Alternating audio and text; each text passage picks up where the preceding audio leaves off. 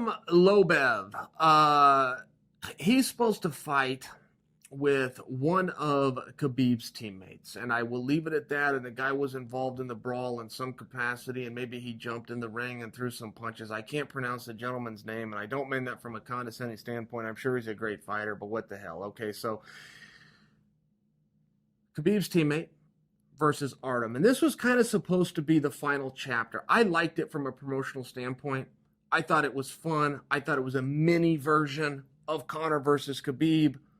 I thought it was an easy sell. I thought there was some drama behind it. And frankly, I was looking forward to the match because of whatever the teammates' involvement in the aftermath brawl of UFC 229 was. He has now been pulled from that fight.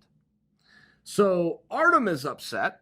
And Artem is saying this is the fight that I want. And Artem is, and you know, quite frankly, and I want to throw this in there. I think Artem gets a bit of a bad rap. As a fighter, he's a very talented guy.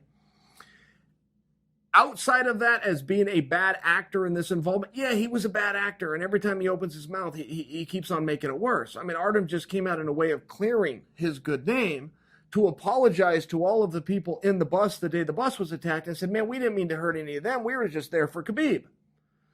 And I'm looking at that, I'm just going, yeah, Artem, that doesn't help. That's a premeditated assault where you wanted a 20-on-1 against one guy. The whole thing was bad, but I think if it was 20-on-20, you'd get a little bit more play in the world of sympathy. Stop talking. Let this whole thing go away. But Artem has come out, and he has said something along the lines of, if this fight doesn't happen, or if this guy gets released, then release me too, I'm going to go. I have a couple of problems with that. First off, from the standpoint that he is not the first to say it. Artem seems like a perfectly nice guy to me, and I got no problem with his skill, and I actually really look forward to seeing him fight, and I enjoy him, and I wanted to see this contest. The other side of this is, don't do gimmick infringement, guys. Okay?